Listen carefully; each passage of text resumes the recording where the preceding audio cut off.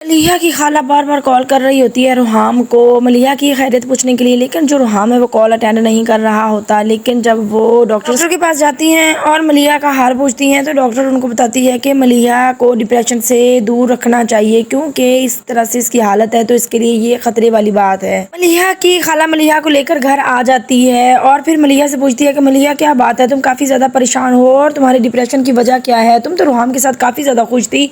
तो फिर मलिहा आगे से बताती है कि हाँ खाला, इस तरह की कोई बात है, इसी वजह से मैं परेशान हूँ। जब खाला पूछती है तो आगे से यही कहती है मलिहा कि कभी कभी ज़िंदगी में ऐसे हादसात आ जाते हैं कि वो बंदे को झंझोड़ कर रख देते हैं, जिस पर मलिहा की खाला काफ़ी ज़्यादा परेशान हो जाती है। कहती है कि आप तो रुहाम की तारीफ़ किया करती थी कि रुहाम बहुत प्यार करता है मुझसे, ख्याल रखता है मेरा। तो आगे से मलिहा यहाँ पर कहती है कि कोई किसी का नहीं है, हर बंदा वक्त आने पर बदल जाता है खाला, और रुहाम ने मुझे घर से निकाल दिया, रुहाम ने भी ऐसा ही किया और अब मैं अपनी माँ का घर आबाद करूंगी। मतलब जो उसकी माँ का घर बंद पड़ा होता है वो आती है, गेट खोलती है और माँ के कमरे में आ जाती है और कहती है कि मैं अब अपनी माँ का घर आबाद करूंगी और खाला मैं यहीं पर रहूंगी। जिस पर उसकी खाला काफ़ी समझाती है कि तुम रुहाम को मनाओ और उससे बात करो और अपने घर चली जाओ। तो आगे से मलिहा कहती है कि रुहाम अब कभी भी नहीं मानने वाला। दूसरी तरफ दिखाया जाता है कि जो सना कबाब है वो आ जाता है रुहाम के ऑफिस में। रुहाम वहाँ पर बैठा होता है और देखकर हैरान हो जाता है कि सना कबाब आज मेरे ऑफिस में क्या करने आया है।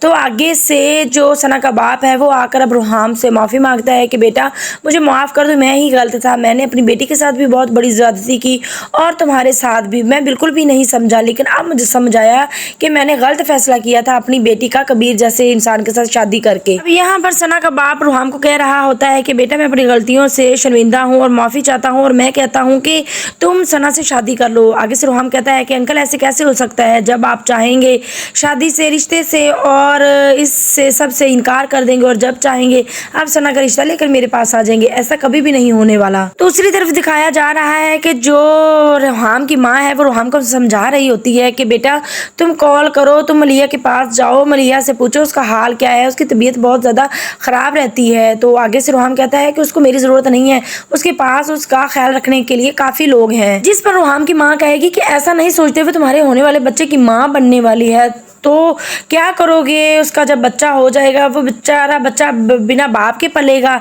तो आगे से रुहाम कहता है कि क्या है अम्मी, अगर मेरा बच्चा बिना बाप के पल जाएगा, मेरे बगैर पल जाएगा तो क्या हो जाएगा, दुनिया में कितने बच्चे हैं जो बिना बाप के पल ही रहे हैं। अब दूसरी तरफ ये भी दिखाया जा रहा है कि जब मोहित को पता चलता है कि मलिहा अपनी माँ के घर आ गई है वो भी वहाँ पर आता है, लेकिन जब मलिहा ये देखती है उसको बहुत ज़्यादा गुस्सा आता है।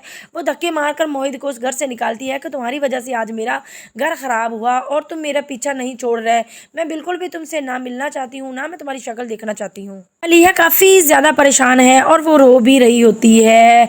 वो रुहाम की वजह से बहुत ज़्यादा परेशान है। एक तो मोहित ने उसे तंग किया हुआ है, दूसरा रुहाम है तो वो बात को समझ नहीं रहा। नाज़रीन, आप लोगों को क्या लगता है, क्या जो रुहाम है वो मलिहा को अपने घर ले जाएगा या नहीं, या वो मलिहा को ऐसे ही छोड़ देगा? अपनी कीमती राय का इजहार ज़रूर कीजिएगा नीचे कमेंट बॉक्स में।